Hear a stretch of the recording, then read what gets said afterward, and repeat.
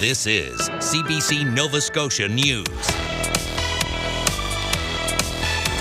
Nuclear agreement. Nova Scotia signs on to work with Ontario on nuclear energy, but without any concrete commitments. New Cogswell neighborhood. We look at the Halifax area's major transformation. And a World Cup rugby player returns to St. FX to inspire the current team ahead of a big match. Some spotty showers back on tap for Friday, but overall, a quiet few days into the weekend. Your full forecast is coming up. Good evening. Nova Scotia and Ontario have signed an agreement to work together on nuclear energy. The deal does not include any financial or binding promises, but Nova Scotia's premier says it will help the province learn about small modular reactors as the technology takes off in Ontario. Taryn Grant reports. Canada's Prime Minister and the Premier of Ontario pledged a combined $3 billion to nuclear power plants in that province on Thursday. Nova Scotia Premier Tim Houston took that as an opportunity to talk nuclear energy. And building on that, we're here today to announce that Nova Scotia and Ontario are entering into a memorandum of understanding to collaborate on the advancement of small modular reactor technology, an innovative, clean form of energy that holds great promise for our country. The document says the two provinces will share knowledge and expertise and work together to promote nuclear energy. It does not include any concrete commitments. The billions of dollars pledged in Ontario will go toward 4 small modular reactors, one of which is already under construction. Nova Scotia has no direct involvement, and Houston says small modular reactors in Nova Scotia are not on the horizon. But at this stage, we don't have a contract to buy one. We haven't committed any dollars towards it right now. But we need to be part of the process so we understand what is possible, and that's what's happening. NDP leader Claudia Chender says the announcement of the MOU was shiny but insubstantial. Nova Scotia is going to watch a $3 billion investment in Ontario potentially produce a lot of economic development and power and jobs. But beyond that, it's totally unclear what, if any, benefit accrues to Nova Scotians. It's not going to help us with our energy mix. It's not going to help us with our energy affordability. And we don't see any jobs coming. Ontario Energy Minister Stephen Lecce traveled to Halifax to sign the MOU with Houston. He's also a featured speaker at a $500 a plate fundraising dinner for the Nova Scotia Progressive Conservative Party on Thursday night. Taryn Grant, CBC News, Halifax. Nova Scotia's Liberal Party says the government should order an independent review of Nova Scotia Power, saying there's been a string of repeated failures at the utility. For years, we've seen the same patterns: more outages, more reliance on coal, falling behind renewable targets, and no meaningful upgrades to the grid. The utility repeatedly fails to meet its own performance standards, and yet Nova Scotians are left footing the bill. The Premier has said he is disappointed in Nova Scotia Power, but disappointment isn't enough. Nova Scotians deserve action. Marquette points to the recent cyber attack affecting thousands of Nova Scotians and the utility's current power rate hike proposal as reasons why the review is needed. The unions representing 911 call dispatchers and paramedics say staffing and communication systems are delaying the arrival of emergency responders. The comments come after a recent report from Nova Scotia's police watchdog. The report highlighted a 40-minute delay in the arrival of paramedics at a call that ended in a Halifax man's death in February. The unions say one of the main issues is 2 separate dispatch systems of police and paramedics. Today, there's the communications should be seamless between an officer on scene and any communication center, ours or theirs. Emergency Medical Care, Inc., the company that manages the dispatching and paramedic services, says it is reviewing the report's findings. A correction to a story we brought you yesterday. It's about the whale sanctuary proposed for the South Shore. Earlier reports suggested a government order and council had approved a Crown land lease for the sanctuary, but in a statement, the Department of Natural Resources said the order only gives approval to issue the lease, but it won't happen until details like costs and boundaries have been approved. After 4 years of construction, the foundation of a new Halifax neighborhood is nearly done. There are new roads and parks in the Cogswell district where a maze of ramps once stood. Haley Ryan has that story. Remember this? For decades, this area at the foot of Cogswell Street in Halifax had crisscrossing streets and ramps dividing the north end from downtown. It was impossible to get through safely as a pedestrian or cyclist. But now, 4 years after construction began in 2021, that has all changed. The Cogswell redevelopment saw existing streets realigned and others added to create a new road network. The community's been really patient with us as we've gone through construction, so to finally see it realized and have the finishing touches with the trees and all the greenery is really a great feeling. Multiple green spaces have been created, including this one called Granville Park that features a public stage and seating. There is also a new Scotia Square transit hub nearby. One of the successes for me has been, as we've gone through each phase, we've seen people coming into the space almost immediately. So as we've added the bike lanes, as we've added the sidewalks, these areas that were no-go spaces for pedestrians and cyclists very quickly have started to get quite popular.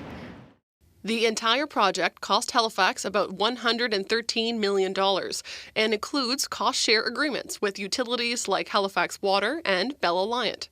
About 90,000 cubic meters of soil was moved, with much of that coming from a large retaining wall in front of the casino. When we took that last overpass down, I think that really surprised people, the sightlines. I remember even coming off of the buses down on Barrington Street and being like, this feels weird. And it's like, oh, right, I can see through it now. The last piece of work near the roundabout at the bottom of North Bernard Street will be done in December.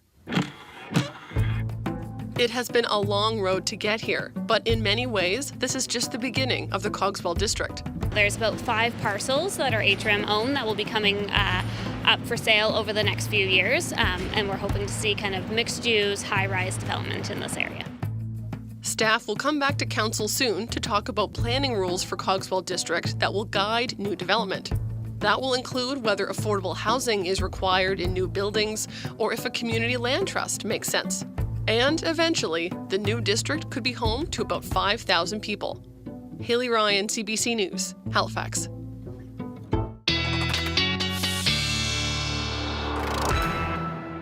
And joining us now from the CBC Weather Centre, Ryan Snoddon. Yes, and some very welcome rain. Yeah, and rumbles of thunder last night. We were tracking them on the show, and then, eventually they rolled through and across a good portion of the province. Certainly, the thunder was rocking over top of my house last night, and you can see that the rainfall totals were really variable, anywhere from 3 millimeters in Yarmouth, 6 in Bear River and through Digby County, up to close to 30 millimeters in the New Minas area and Kentville area, 22 in New Glasgow, 27 in Hammonds Plains, but closer to 5 to 10 to 15 for a good chunk of the metro area. And even in the Sydney area, 5 to 16 millimeters there. Really variable, but we'll take the drops when we can get them. And now we will see for Friday a couple more isolated showers in the mix, primarily for the eastern parts of the province. That said, as we move into the weekend, a few more showers in the east, but it is going to be pretty quiet this weekend with more sunshine on Saturday, clouding up on Sunday. We'll talk about it with your full 7-day forecast coming up in a few minutes, Tom. All right. To talk about. Okay, thanks so much, Ryan. Thanks, Ryan. Thank you. Well, part-time faculty at 2 Halifax universities are now on strike. More than 150 part-time instructors and teaching assistants at St. Mary's University hit the picket line this morning. They voted to strike last night. They joined part-time faculty at Mount St. Vincent University who walked out of classes yesterday afternoon. The same union represents both faculty at both schools. It's pointed to low wages and job insecurity as the main issues. A Cape Breton craft beer maker has been handed a 16-day suspension after the death of its brewmaster, Dallas Lewis, in 2023. Earlier this year, Route 19 Brewing in Inverness was found guilty of violating one liquor licensing regulation. Nova Scotia's Alcohol and Gaming Division was calling for a 2-month suspension, but in its ruling, the Regulatory and Appeals Board said the brewery has taken safety steps since then and demonstrated it understands the seriousness of liquor regulations. The restaurant must close for 16 days within the next month.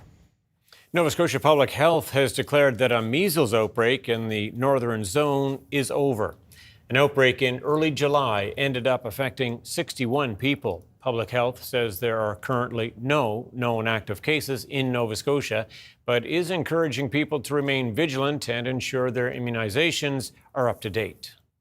One of the veteran players of Canada's Women's Rugby World Cup roster went back to her Nova Scotia University yesterday to see the current team in action. Olivia DeMerchant returned to St. FX in Antigonish to cheer on the players in the Atlantic University Championship game. As Gareth Hampshire tells us, she spent the day on campus sharing stories about a memorable Canadian World Cup campaign. Olivia DeMerchant welcomed back to St. FX University after being part of Canada's run to the World Cup final last month. She's here with players of the current university team ahead of a big game. And it's just so nostalgic to be back and to see the girls where I've been before. So I love being here, and I think it feels like I haven't left. And drumming up support for the team, filming promotional videos. She's back home after an impressive World Cup campaign in which Canada won new fans across the country and around the world, making it to the final and beating six-time champion New Zealand along the way. It wasn't a surprise to us, but I think it was a surprise to a lot of nations and a lot of people that watch rugby around the world. So to make a statement like that and build rugby in Canada is really important to us and our program. She's joining the players for a team lunch as they prepare for their own championship game and introduced by the captain. Just really cool to have someone of her caliber be an ex-alum and have been at the World Cup. And I mean, we all watched it as a team, and it's just really cool to have her here with us today. She's passing on some advice to the players hoping to follow in her footsteps. And I think it's really inspiring for all of us here because many of us are in that same situation, and it shows that we can do it too. And it's really she paved the way to inspire us all. The coach sees DeMerchant as a role model for his current team. With the hard work and dedication, you can go far in rugby, and I think she's a perfect example of it. She's now getting back to working as a Halifax firefighter and hoping Canada's efforts at the World Cup result in more investment into the women's team that crowdfunded for the tournament. I think with more involvement, more hype about the game, there'll be more competition to make squads, and it'll just have our level of our play even more so. After the ceremonial kickoff at St. FX, the team went on to win against Acadia to take a 24th Atlantic University title. Gareth Hampshire, CBC News, Antigonish. Well, still with sports, history was made in Buffalo last night by a small-town kid from Cape Breton. Colton Ellis from Riverdenny made history, becoming the first Cape Breton goaltender to play and win in the NHL. Kyle Moore reports. Final stop by Ellis. He wins his NHL debut. It was a night to remember for Cape Breton native Colton Ellis, who earned the win in his first ever career start between the pipes in the NHL. 25 years to kind of get to this point, and kind of realize my dream tonight and get a win and 2 points for the team. It's pretty incredible. Moving in, and it's stopped by Ellis. It's been a rocky month for the 25-year-old. Ellis was released by St. Louis and picked up by Buffalo, but his talent was on full display Wednesday night. Not everybody's path is, you get drafted, you play in the minors, and then boom, you're right in the NHL. So that kind of message really stuck with me, and I think after my first 2 years pro, I kind of rediscovered the passion for the game. Many family and friends cheered from the stands, including his father, Brian, who has been his son's biggest fan. It's hard to describe how we're feeling today. We're both very excited. Our whole family's excited and just kind of overwhelmed with everything that's taken place in the last couple of days. Everything just happened so quick. Brian found out his son was starting early Tuesday morning. He called me very quietly. He was in the gym doing a workout, and he kind of whispering to me, but he was pretty amazed that he was getting that chance and excited. Ellis made history, becoming the first ever goaltender from Cape Breton to play in the NHL and just the 8th Nova Scotia-born goalie. Ellis says he owes a lot of credit to everyone back home on the island. There's so many supporters, too many to name. It's been crazy, the support I've had since I was young that played instrumental roles and helped me get to where I am. Ellis says he's proved to follow your dreams and was named the game's first star. Kyle Moore, CBC News, Sydney. Looking colorful in Canning. Ryan is up next with a full forecast.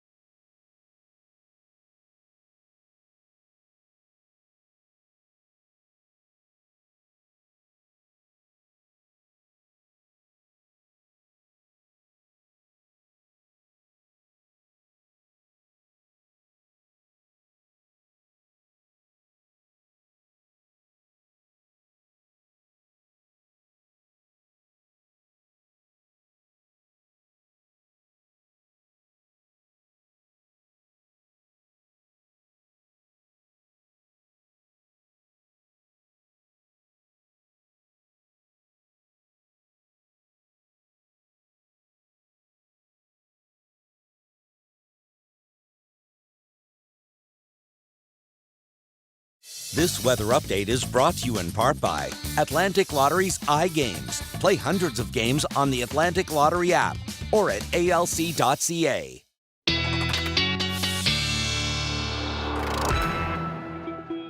I'm standing on the LaHave River, once mighty and now this.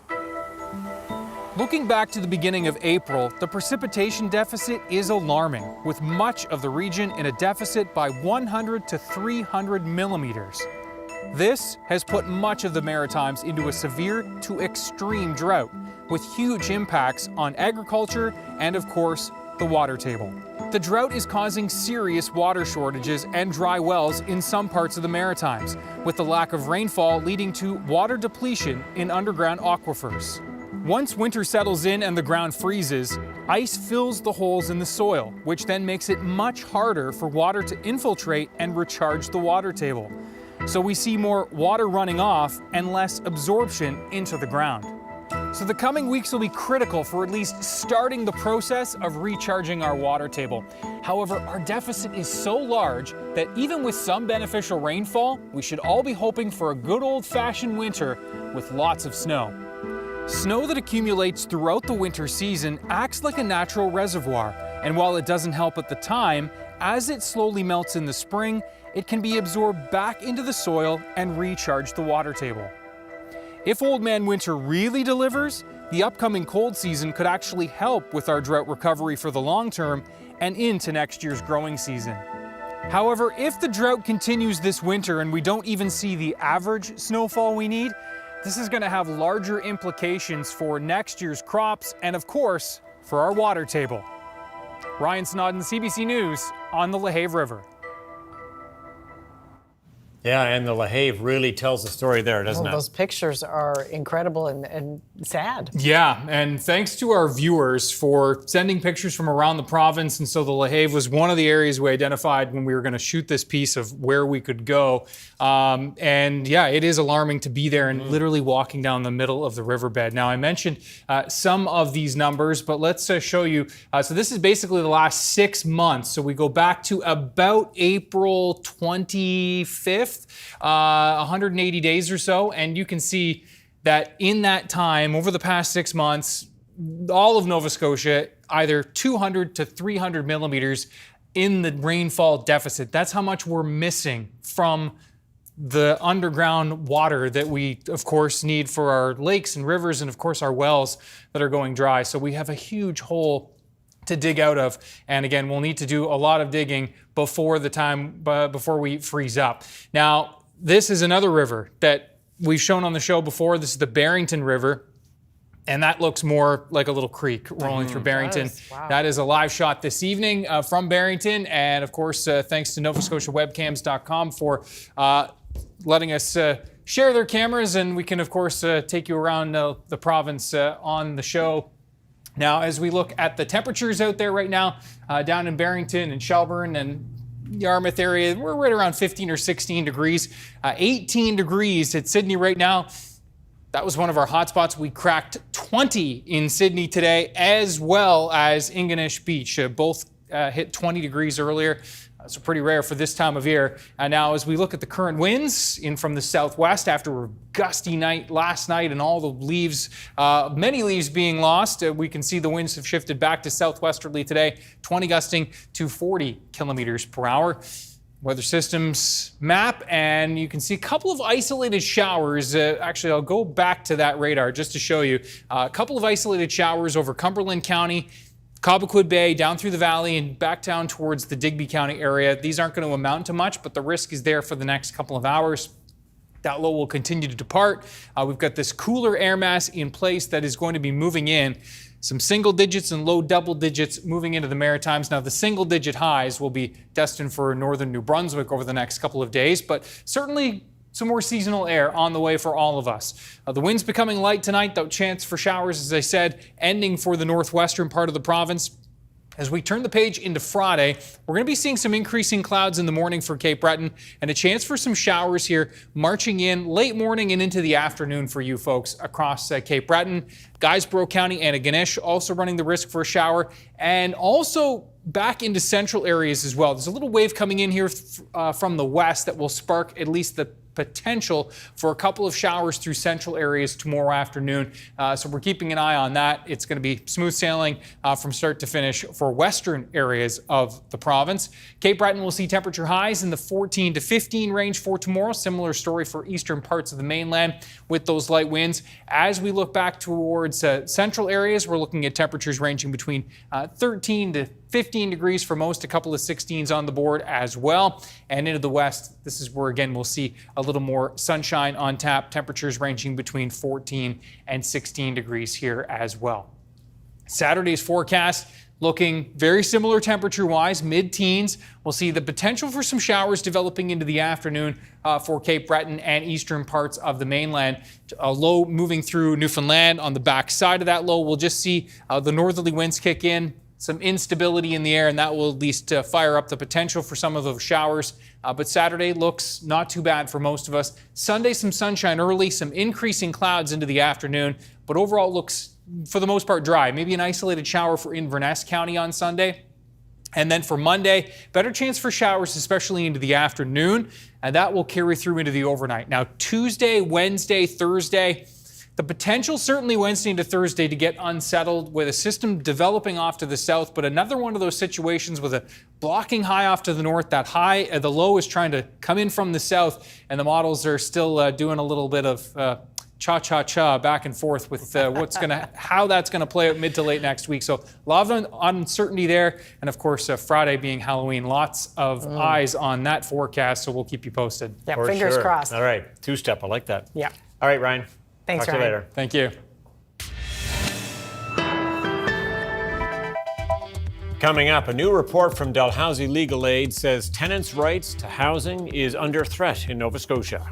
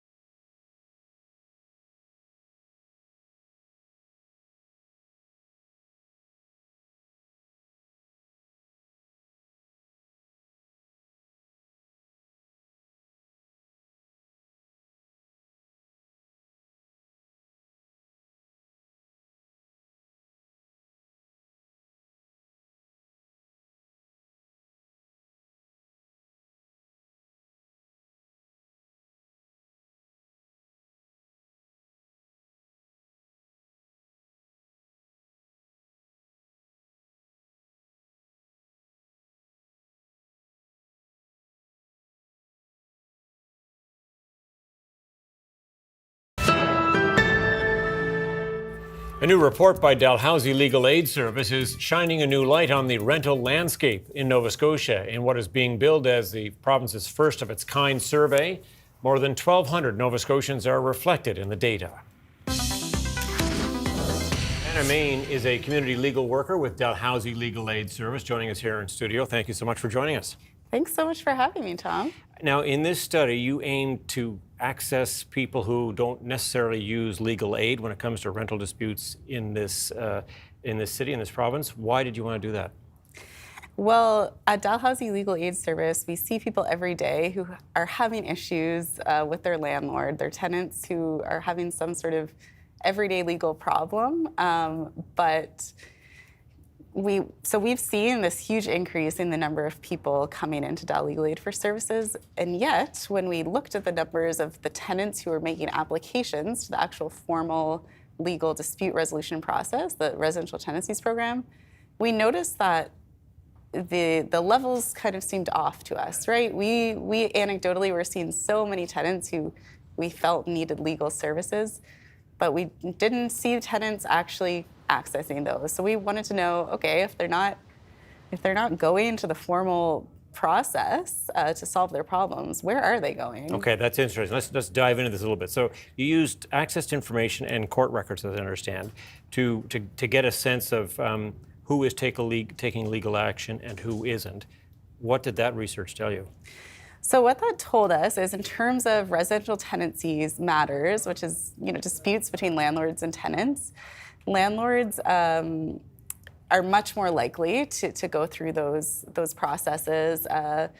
In fact, the number of landlords making eviction applications were about double than all tenant applications combined. So this process, it's meant to be used by both landlords and tenants, but in practice, it's just being used mainly for eviction. Any sense as to why more tenants aren't going that route?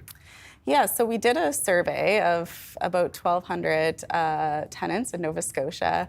We asked tenants from all over the province about their housing situations, any problems they might have had. And we did ask tenants if they had a problem, did they take action for their legal issues? And about 42.2% of the tenants who said they had some sort of legal problem or problem with their landlord or their building, so 42% of them took no action at all. And so we wanted to know why. And so the main reasons, number one, were people were feeling hopeless. They didn't think anything could be done for their issue. And we also found that they didn't want to damage their relationship with their landlord or building manager. So they, tenants didn't want to be seen as bad tenants. They didn't want to rock the boat. Exactly. They didn't want to rock the boat. And this is exactly an issue, especially if you're on a fixed term lease where the lease has an end date and it's up to the landlord whether they want to renew that or not. So tenants who are on a fixed term lease, they don't want to damage that relationship. I want to ask you about that because this research also looked at the fixed term leases and the prevalence of them. What did it tell you? Yeah, I was quite surprised by this. Obviously, anecdotally, we'd been hearing that fixed-term leases are, we've been hearing for a lot of people that they're an issue, but when we actually went out and asked tenants, of the tenants we asked who answered the question about the term of their lease, about a quarter of them were on a fixed-term lease. And we also found that the numbers of fixed-term leases have been really increasing since 2020. Of the tenants who had sort of signed their lease this year in 2025, the majority of them were on fixed-term leases. So we're very concerned about that because that affects, housing security. If you don't know from one year to the next or one term to the next if you can stay or not, that's not secure housing. And so when you look at the bigger picture of what this study revealed, how would you sum it up? The way we're really summing it up is there is a commitment that the federal government has made for the progressive realization of the right to housing for all. The federal government has made that commitment. That means that governments at every level have to be working towards that goal. And what this report is showing us is that that is certainly not being realized in Nova Scotia, and we are concerned that that right to housing is in fact being sort of eroded for some tenants. So that's sort of the the summary there. As you said, there's been lots of anecdotes about the rental scene in the province. Here are some clear numbers. What would you like to see happen now that you have this research? Yeah, we're really calling on government, especially the provincial level, to make policy and legislation that's actually in line with these goals of the right to housing for all. And when we're talking about the right to housing, we're not just talking about a roof over everyone's head. You know, it needs to be a secure housing. It needs to be affordable. It needs to be habitable. So we're calling for sort of evidence-based decisions, listening to tenants when making legislative changes. We don't want to make it easier to evict people, which is what some changes have come into effect recently, have that effect. We want to make it a province where everybody has secure, affordable, suitable housing. All right. Well, we'll see where all of this leads us. So thanks for sharing the numbers with us today. Thanks. I appreciate you having me. Coming up, details on the gambling scandal that has rocked the NBA and seen at least one coach and player arrested by the FBI. And Ottawa is sharing more details about how it plans to make bail more difficult for some offenders as the federal government tries to deliver on its promise to crack down on crime.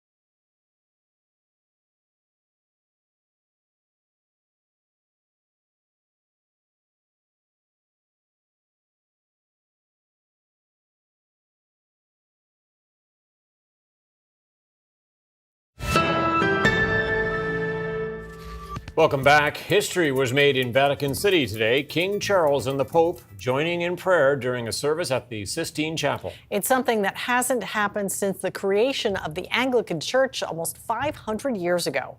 The CBC's Megan Williams has the story. Pope Leo XIV, the American Pope who was elected in May, and King Charles, who is the Supreme Governor of the Church of England, got together and prayed inside the Sistine Chapel. And this is the first time leaders of these two churches, the Roman Catholic Church and the Church of England, have prayed together in 500 years. That's when the schism took place. That's when King Henry VIII of England decided he would create his own church. He wanted to divorce Catherine of Aragon. The Roman Catholic Church would not allow it, so he simply decided to make his own separate church where he was the leader. 500 years, 5 centuries of these two churches being separate and the leaders of them not ever praying together.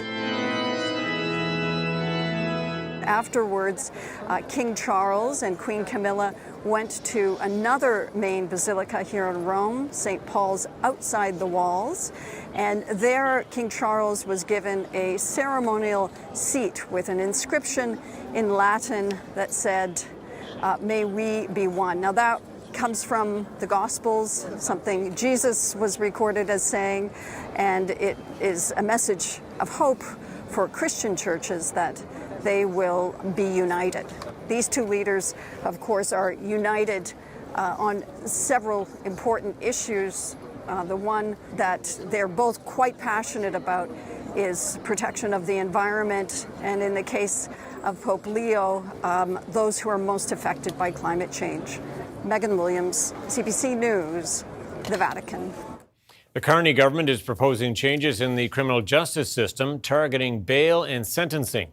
The new legislation takes aim at specific crimes and specific classes of criminals, making bail harder to get and sentences longer. The CBC's David Thurton has the details. The Justice Minister introducing his government's tough-on-crime approach. Today we are changing the law with a stronger focus on public safety. Liberals tabled a bill changing the way repeat violent offenders are handled. Canadians deserve to feel safe in their homes and in their communities. The bill introduces harsher bail conditions for crimes involving car theft, break-and-enters, and sexual assault. The onus would be on the accused to prove why they should get bail, not on prosecutors to prove why they shouldn't. For sexual assault and sexual crimes against children, offenders will no longer be allowed to serve conditional sentences at home. The Liberals say the changes to the criminal code are in response to harrowing stories, like Michelle Bess's daughter, Kelly. She was killed in January by an alleged drunk driver. He was out on bail when he stole a pickup truck. He crashed into her daughter's vehicle on a southern Manitoba highway. It was very disappointing. I'm not only disappointed that the judge made that decision, but disappointed in the fact that the laws do not support her to make other decisions. Well, the issue is we need to scrap Liberal bail. According to the Conservatives, these measures don't go far enough. And that means that there will be a lot of very serious and rampant offenders who will once again be released into our streets, often within hours of their most recent arrest. This defense lawyer says the changes the Liberals are proposing violate the Charter of Rights and Freedoms. I'm confident that this reverse onus changes, that they will be struck down as being unconstitutional. The Justice Minister's response to that? You don't have to choose between public safety and your Constitution. You operate within your Constitution to advance the rules that you think are going to promote public safety. And my view is that's what we've done with this bill. The minister openly says previous governments, including Liberals, haven't always gotten the approach to crime right. Today's bill, he says, is about correcting that. David Thurton, CBC News, Ottawa. The union representing Canada's postal workers has lost a constitutional challenge against the federal government.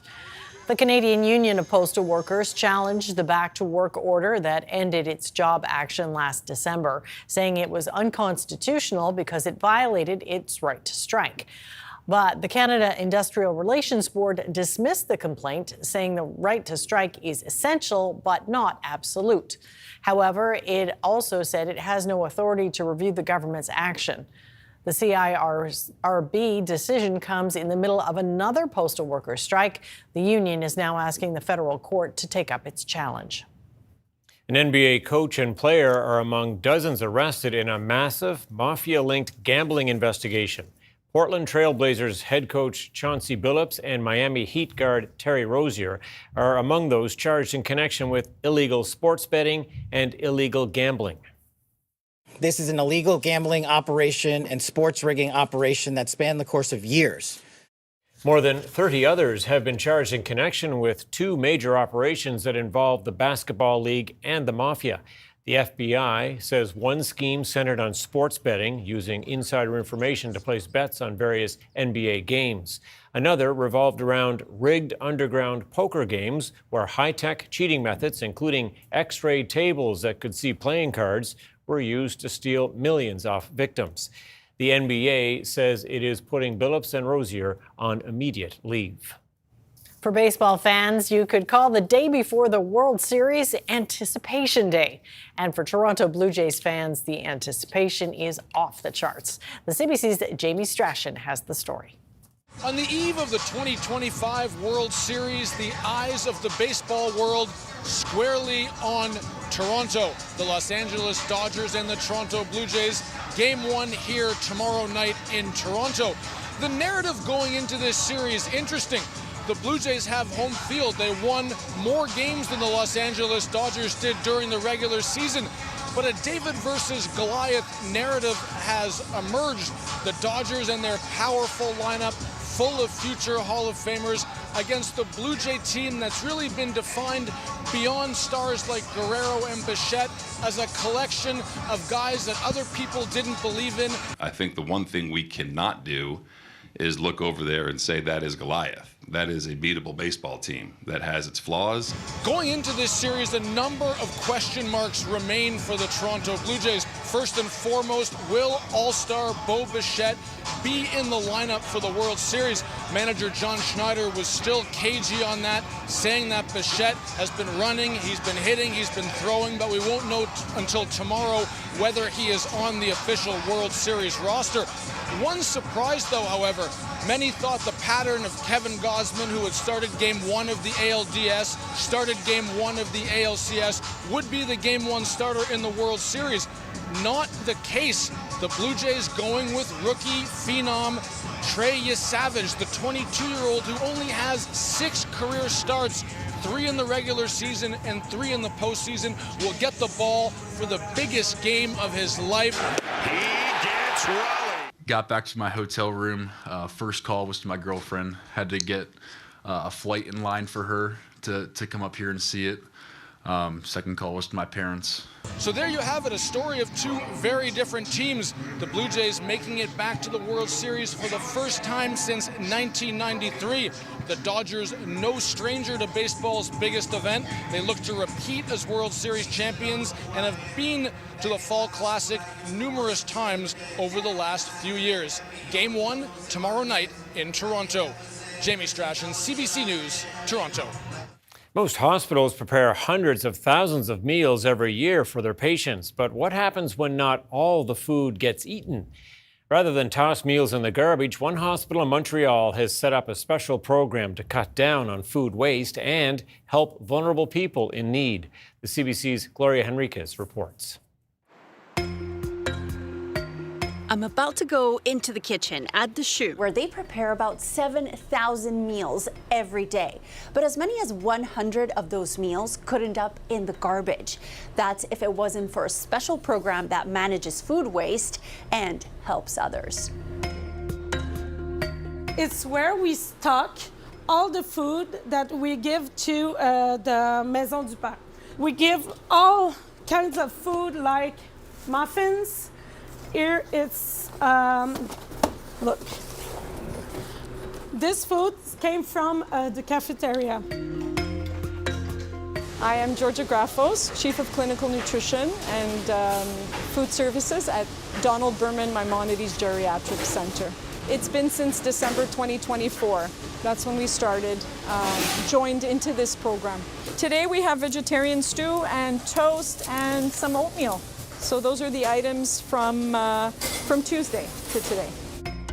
According to Santé Québec, in the past 6 years, Quebec's healthcare institutions have donated more than 300,000 kilos of extra food.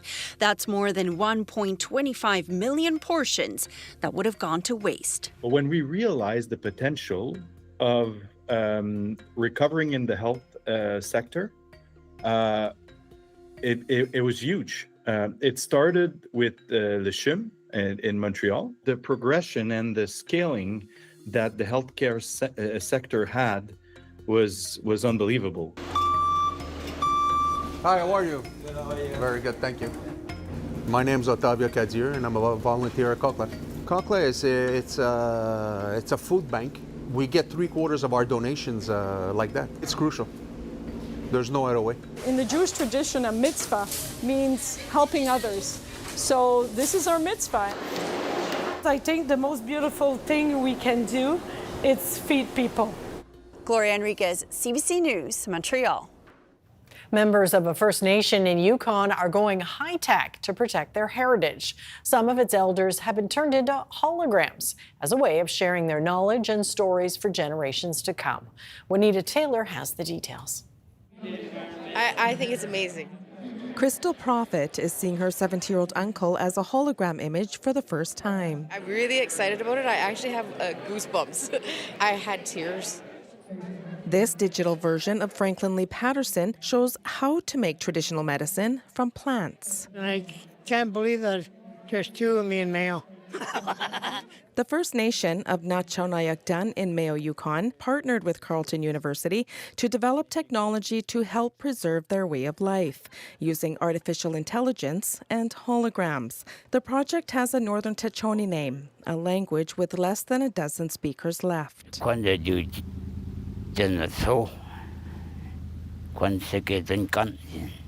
It means keep the fire burning. This elder says he didn't lose his language in residential school. Just like my mom and dad say, carry on this. Don't let it die. Don't let it fade away. Carry on. And that is why Walter Peter agreed to take part in the project. All right, I'm disoriented. The project is multi-platform, including using virtual reality, desktops, and tablets, all things people of all ages use. Okay, now you got to listen, okay? Yes, okay. Teaching language through elders' voices from the community. See the character here, and that's the beauty of this device that allows audience to feel that they are actually here, and it makes it a lot more engaging. For Patterson, he admits he was skeptical at first about it. I didn't like it because I'm going to give my knowledge, and what are they going to do with it? Where is it going to go? Now, I've woken up and I've thought about it, and I thought, no, that's technology. And the change, we have to be involved with the change to make it good for the children and to teach them through this hologram. The First Nation says only the community can access the information, but it is willing to share the model with other First Nations. This is what Truth and Reconciliation is really about. You know, this is our day to reclaim our voices, and we're not going to let it go. A community celebration was held to unveil the project. When I leave to the spirit world, I'm going to leave my knowledge behind on that machine. For generations to come. Juanita Taylor, CBC News, Mayo, Yukon.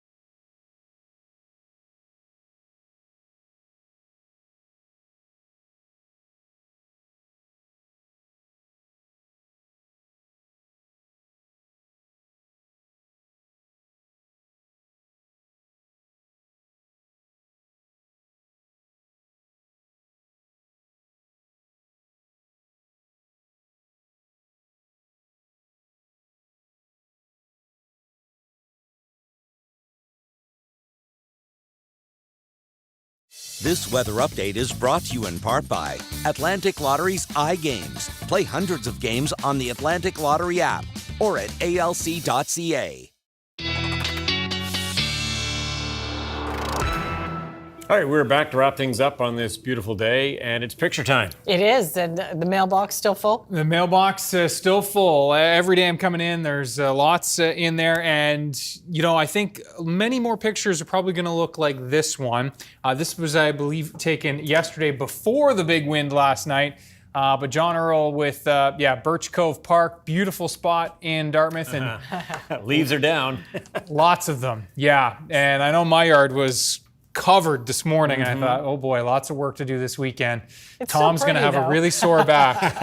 I'll help out if I have to, Yeah. John Earl, thank you so much. Ryan's picks at cbc.ca. And as we look at the forecast moving forward, a couple of those isolated showers over the northwest of the province. Currently, those will move out. We've got that system. You can see lots of beneficial rain moving into eastern Newfoundland over the next couple of days.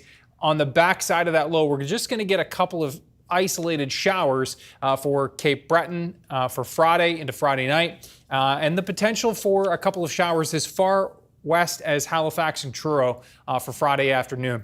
There's Saturday. Looks like a pretty quiet day overall, but we will see the development of a few showers again for Cape Breton and eastern parts of the mainland. And then Sunday, some sunshine early, but I think overall the clouds are going to remain fairly stubborn on Sunday afternoon into Sunday evening. There are the temperatures for Friday. Very similar story for Saturday with temperatures into the mid-teens.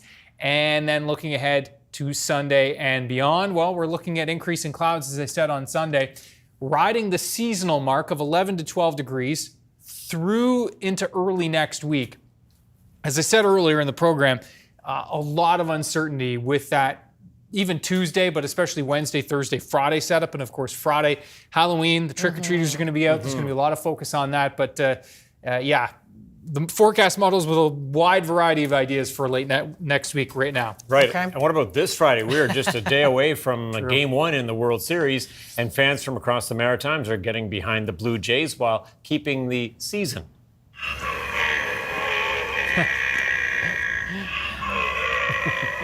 Yeah, this display is from Brian and Roseanne in Fredericton. Their Halloween decorations are getting in on the World Series with the spooky lawn ornaments fully decked out in Blue Jays gear. The Halloween spirit is fitting considering Game 6 will be held on All Hallows Eve, should it be necessary. Spooky, isn't it, huh? That's it for us tonight. Thanks for watching. We'll see you next time. Good night. Good night.